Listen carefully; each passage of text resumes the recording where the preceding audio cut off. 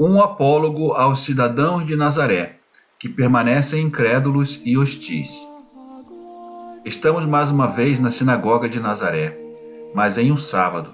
Jesus leu o apólogo contra Abimeleque e termina com as palavras: Da sarça vem o fogo e devore os cedros do Líbano. Ele então entrega o rolo ao chefe da sinagoga. Não estás a ler o resto? Deves ler para que possam compreender o apólogo, diz o chefe. Não é necessário. Os dias de Abimeleque são muito remotos. Vou aplicar o velho apólogo ao tempo presente. Ouça, povo de Nazaré. Você já conhece a moral do apólogo contra Abimeleque, pois foi instruído pelo chefe de sua sinagoga, que em seus dias foi instruído por um rabino, que havia aprendido com outro rabino, e assim por diante por séculos, sempre com o mesmo método e as mesmas conclusões. Você ouvirá uma moral diferente minha. E peço que façam uso de sua inteligência e não sejam como as cordas de uma polia de poço, que até que se desgastem, correm da polia para a água e depois da água de volta para a polia, sem nunca mudar. O homem não é uma corda ou um dispositivo mecânico. O homem foi dotado de inteligência e deve fazer uso dela em seu próprio benefício, de acordo com as necessidades e circunstâncias. Porque se a letra da palavra é eterna, as circunstâncias mudam. São pobres mestres que não querem o incômodo ou a satisfação de extrair novos ensinamentos a cada vez. Esse é o espírito que as antigas sábias palavras sempre contêm. Serão como ecos que só podem repetir a mesma palavra dezenas de vezes sem nunca acrescentar uma palavra própria. A humanidade, a floresta, na verdade, onde todos os tipos de árvores, arbustos e ervas são colhidos, representa a humanidade. Sente a necessidade de ser liderado por alguém que assumiria sobre si toda a glória e o fardo ainda maior de autoridade e responsabilidade para com a felicidade ou infelicidade de seus súditos. Alguém que seria responsável para com os súditos, para com os países vizinhos e, o que é mais terrível, para com Deus.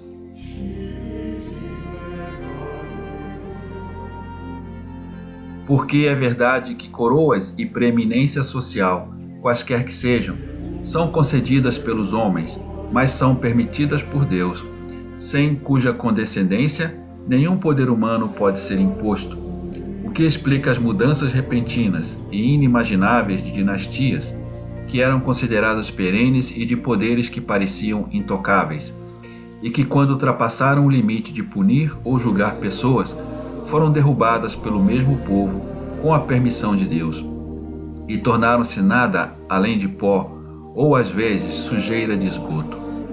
Eu disse, as pessoas sentem necessidade de eleger alguém que assuma todas as responsabilidades para com os seus súditos, para com as nações vizinhas e para com Deus, que é o mais terrível de todos.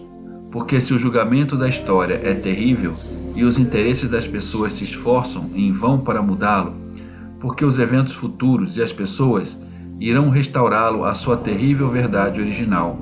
A justiça de Deus é ainda mais implacável, porque não é afetada por qualquer pressão.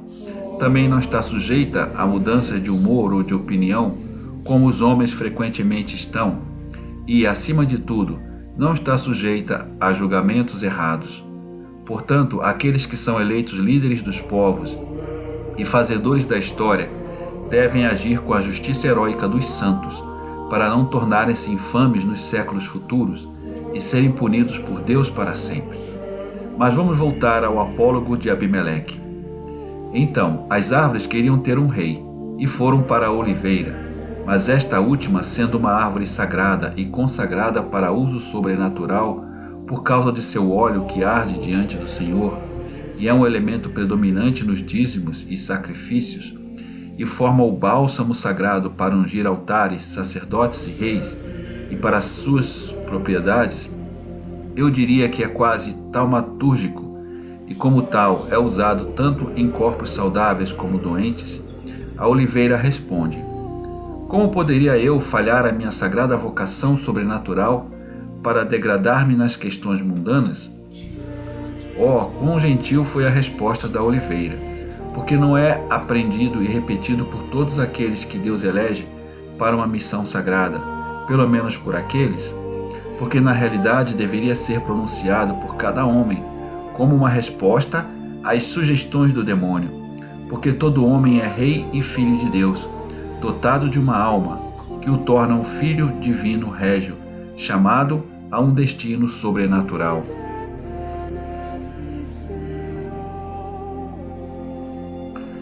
Sua alma é um altar e uma casa, o altar de Deus, a casa onde o Pai Celestial desce para receber o amor e a reverência de seu filho e súdito.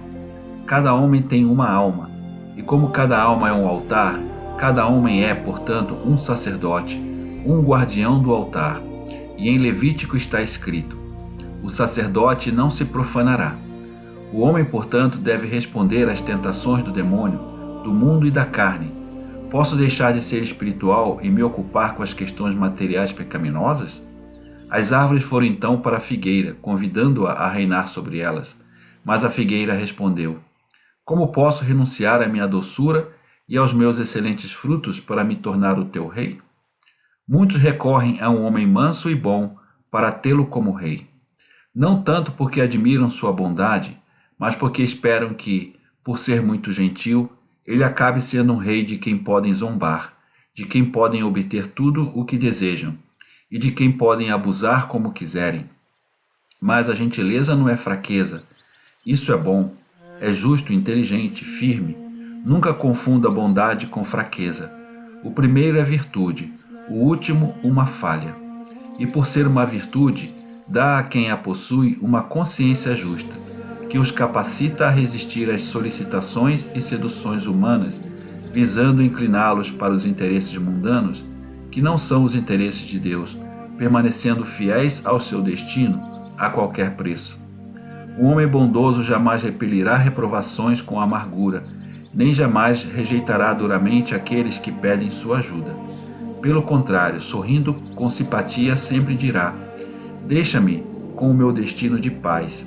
Estou aqui para te confortar e te ajudar, mas não posso me tornar rei segundo as tuas expectativas, porque me interessa uma única realeza, para o bem da tua alma e da minha, a realeza espiritual. As árvores foram até a videira e pediram que ela fosse seu rei, mas a videira respondeu: como posso deixar de ser alegria e força para vir e reinar sobre você? Ser rei sempre leva à tristeza espiritual, tanto por causa das responsabilidades quanto do remorso, porque um rei que não comete pecado e não se arrepende é mais raro do que um diamante negro. O poder atrai enquanto brilha ao longe, como um farol, mas quando se chega a ele, percebe-se que não é uma estrela, mas apenas a luz fraca de um vagalume.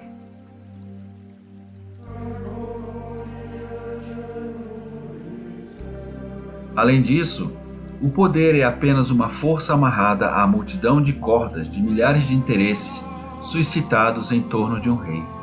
Os interesses dos cortesãos, dos aliados, dos parentes e pessoais. Quantos reis juram para si mesmos, ao serem ungidos com óleo: serei imparcial, e depois não podem ser? Como uma árvore forte que não se rebela ao primeiro abraço da era flexível ou rala, dizendo: é tão delgada que não me pode fazer mal. Pelo contrário, se agrada de ser enfeitada com ela e de ser a sua protetora, apoiando sua escalada. Então, um rei, muitas vezes, eu poderia dizer sempre, cede ao primeiro abraço do interesse de um cortesão, de um aliado, ou de um grupo, ou de um parente, que se candidata a ele, e ele se agrada em ser seu magnífico protetor. É uma bagatela, ele diz, mesmo que sua consciência o avise. Cuidado! E ele pensa que isso não pode prejudicar seu poder, nem seu bom nome. Também a árvore acredita nisso, mas chega o dia em que a era, crescendo em força e em comprimento, cada vez mais voraz em sugar o colo do solo e cada vez mais ansiosa por subir e conquistar o sol e a luz, abraça galho após galho, toda a grande árvore, a subjuga, sufoca e mata. E era tão fina, e a árvore era tão forte. O mesmo se aplica aos reis. Um primeiro compromisso com sua missão, um primeiro encolher de ombros às vozes de sua consciência, porque o elogio é agradável e é delicioso ser um protetor procurado. E chega um momento em que o rei não reina mais, mas os interesses de outras pessoas assumiram e aprisionaram o rei, amordaçaram-no e sufocaram-no, e se tornaram mais fortes do que ele, mataram-no ao ver que demorava a morrer. Além disso, o homem comum, que ainda é um rei em seu espírito, está perdido se aceitar uma realeza inferior por orgulho ou ganância, e ele perde a serenidade espiritual que vem de sua união com Deus, porque o demônio, o mundo e a carne podem dar um poder ilusório e alegria, mas às custas da alegria espiritual que vem da união com Deus. Ó alegria e força dos pobres de espírito, você realmente merece que o homem diga: como posso aceitar ser rei na parte inferior, se ao formar uma aliança contigo, perco minha força e alegria internas, o céu e sua verdadeira realeza?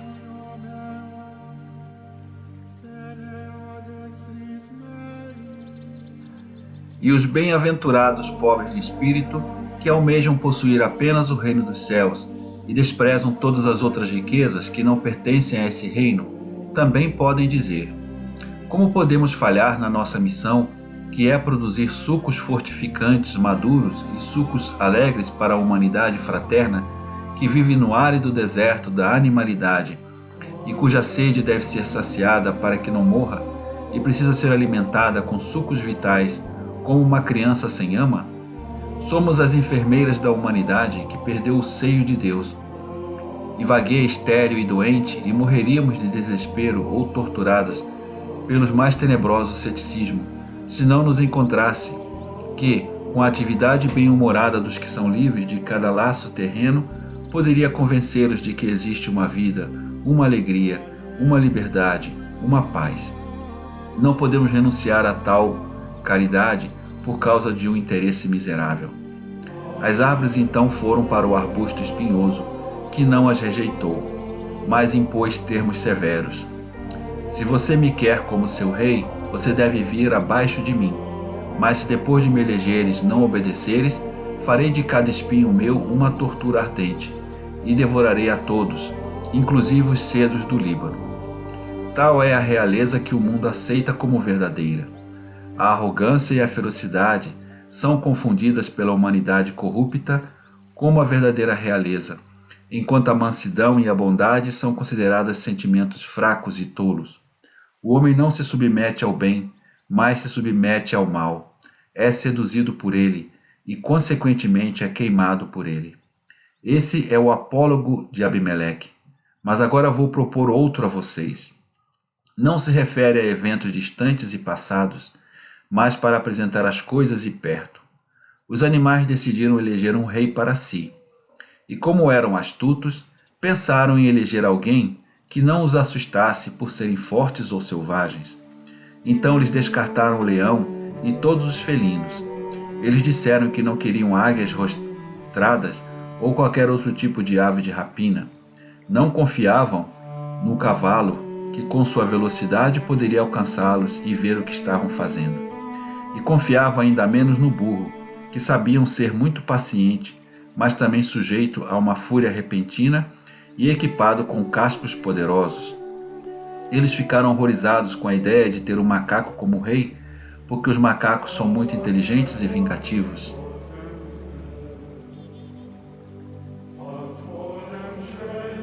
Sob o pretexto de que a cobra havia favorecido Satanás ao seduzir o homem, disseram que não a queriam como rei, apesar de suas cores graciosas e seus movimentos elegantes.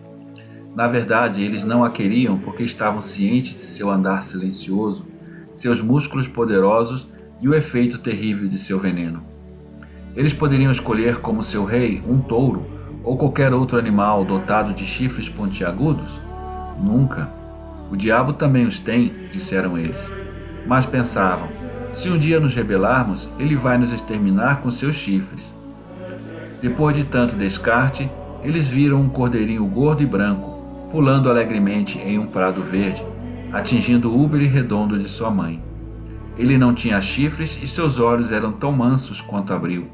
Ele era dócil e simples, e estava satisfeito com tudo, com a água do riacho onde bebia, mergulhando na água o focinho rosado, com as florzinhas de múltiplos sabores que agradavam tanto os olhos como ao paladar, com a grama espessa, onde era agradável deitar quando estava cheio, com as nuvens que pareciam com muitos cordeirinhos vagando pelos prados azuis lá em cima, e ao convidando-o a brincar de correr no campo como faziam no céu. Acima de tudo, gostava das carícias da mãe, que ainda lhe permitia mamar de vez em quando, enquanto ela lambia a lã branca com a língua rosada, com a dobra segura, bem protegida dos ventos, e com sua liteira macia e perfumada, onde era adorável dormir ao lado da mãe. Ele está satisfeito, ele não tem armas nem veneno, ele é ingênuo, façamos dele nosso rei. E eles fizeram. Eles estavam orgulhosos dele porque ele era bonito e gentil, admirado pelas pessoas próximas e amado por seus súditos por causa de sua mansidão paciente. Os dias se passaram e o cordeiro tornou-se um carneiro e disse: chegou o tempo em que devo realmente reinar. Agora estou plenamente ciente de minha missão. A vontade de Deus, que me permitiu ser eleito rei, formou-me para minha missão e deu-me a capacidade de reinar. É justo, portanto, que o exerça de maneira perfeita, e também porque não quero negligenciar os dons de Deus. E quando ele viu que seus súditos estavam fazendo coisas contrárias à moralidade, ou à caridade, bondade, lealdade, moderação, obediência, respeito, prudência e assim por diante, ele ergueu a voz para alertá-los.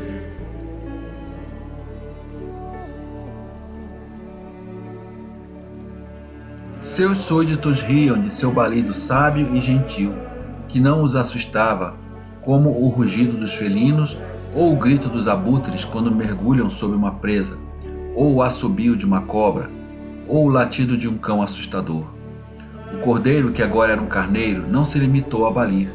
Ele foi até os culpados para trazê-los de volta às suas funções, mas a serpente escapou por entre suas pernas. A águia voou para longe e assim o abandonou. Os felinos o empurraram para o lado com as patas ameaçadoras. Por enquanto, nossas patas macias só estão empurrando você para o lado. Mas vê o que há neles? Garras. Cavalos e outros pilotos semelhantes começaram a galopar ao seu redor, zombando dele. Elefantes fortes e outros paquidermes empurravam-no com seus troncos, enquanto macacos atiravam objetos nele do alto das árvores. O cordeiro, que se transformara em carneiro, enfim zangou-se e disse: não queria usar os meus chifres nem a minha força, porque meu pescoço é poderoso, de fato, será usado como modelo para derrubar obstáculos de guerra. Eu não queria fazer uso disso, porque prefiro usar o amor e a persuasão. Mas como vocês não cederão a tais armas, usarei a força, porque se vocês falharam em seus deveres para comigo e para com Deus, não quero falhar no meu dever para com Deus e para com vocês.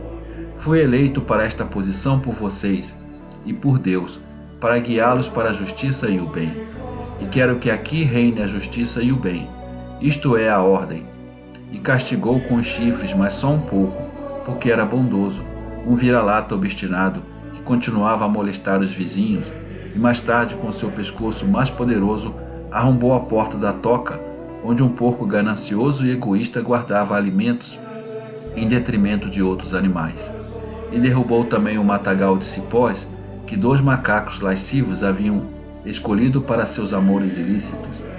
Este rei se tornou muito forte. Ele realmente quer reinar, e ele quer que vivamos como animais sábios. Isso não é do nosso agrado. Devemos destroná-lo, decidiram. Mas um macaco astuto sugeriu: devemos fazê-lo apenas sob o pretexto de uma razão justa. Do contrário, seremos ruins com as pessoas próximas e seremos odiados por Deus. Portanto, espiemos cada ação do cordeiro, que se tornou carneiro, para que a nossa acusação pareça justa.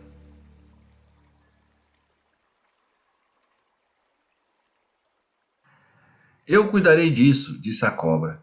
E eu também, disse o macaco.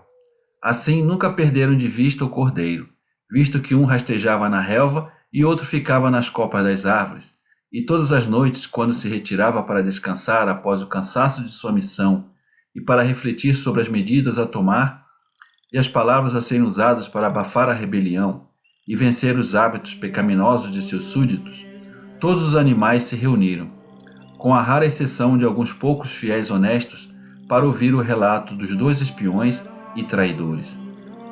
Porque isso é o que eles eram. A cobra diria ao seu rei: sigo-te, porque te amo, e se te vir a ser atacado, quero poder defendê-lo.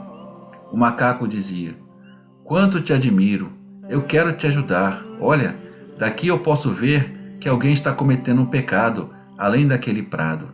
Corram lá. Então diria aos seus companheiros: também hoje participou do banquete de alguns pecadores. Ele fingia ir lá para convertê-los, mas na verdade era cúmplice da orgia deles. E a cobra relatou: ele até saiu dos limites do seu povo ao se aproximar das borboletas, garrafas azuis e caracóis pegajosos. Ele não é fiel. Ele lida com estrangeiros impuros. Isso é o que eles estavam dizendo por trás do cordeiro inocente. E eles pensaram que ele não sabia. Mas o Espírito do Senhor, que o formou para a sua missão, iluminou-o também nas tramas de seus súditos. O cordeiro poderia ter fugido indignado, amaldiçoando-os, mas ele era bom e de coração humilde, e ele estava cheio de amor. Seu erro foi amar, e um erro ainda maior foi perseverar em sua missão, amando e perdoando, ao custo da morte, para cumprir a vontade de Deus. Oh, que erros esses são com os homens! Imperdoável, tanto que foi condenado por causa deles. Que ele seja morto para que possamos estar livres de sua opressão. E a cobra se encarregou de matar o cordeiro, porque a cobra é sempre a traidora. Esse é o outro apólogo. É para vocês entenderem, povo de Nazaré.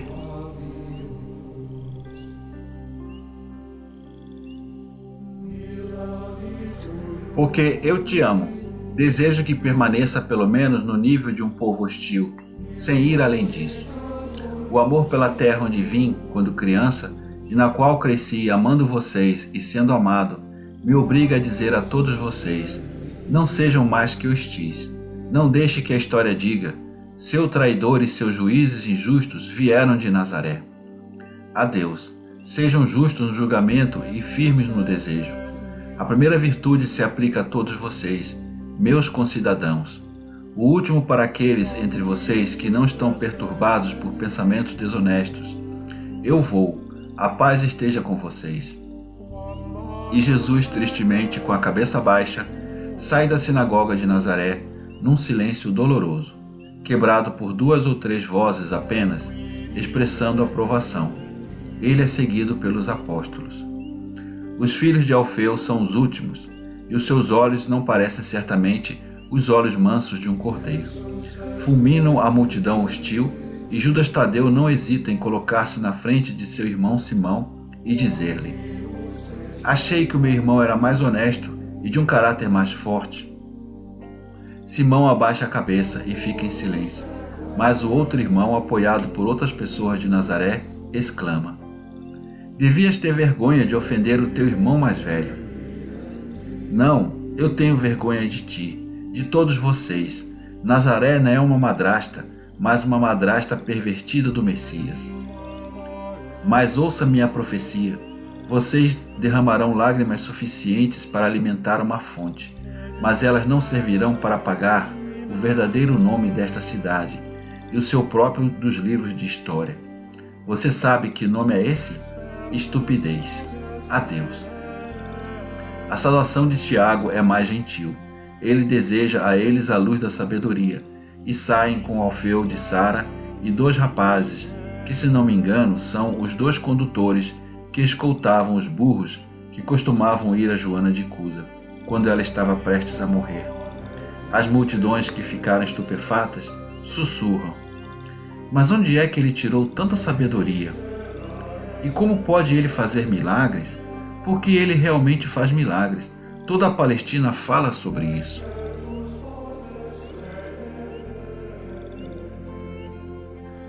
Não é o filho de José, o carpinteiro?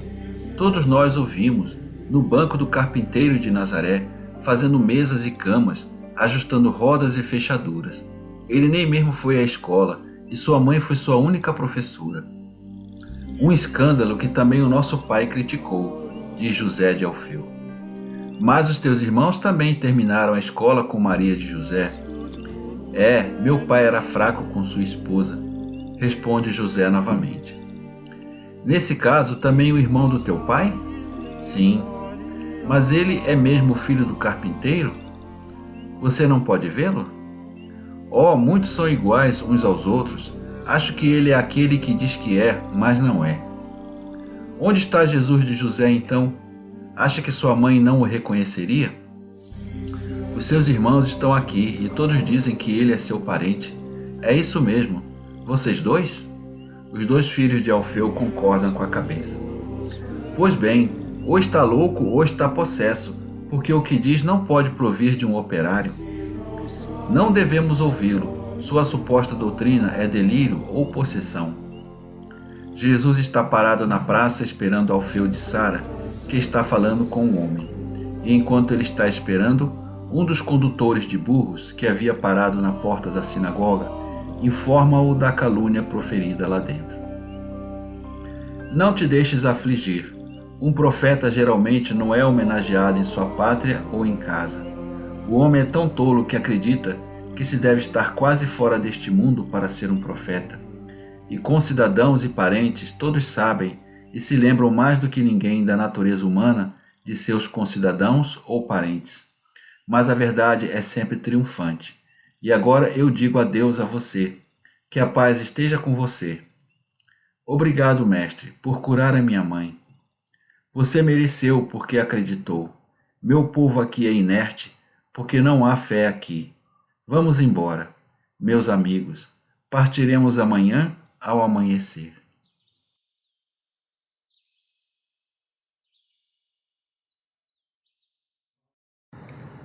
Inscreva-se no canal, ative as notificações, dê o seu like, comente e compartilhe.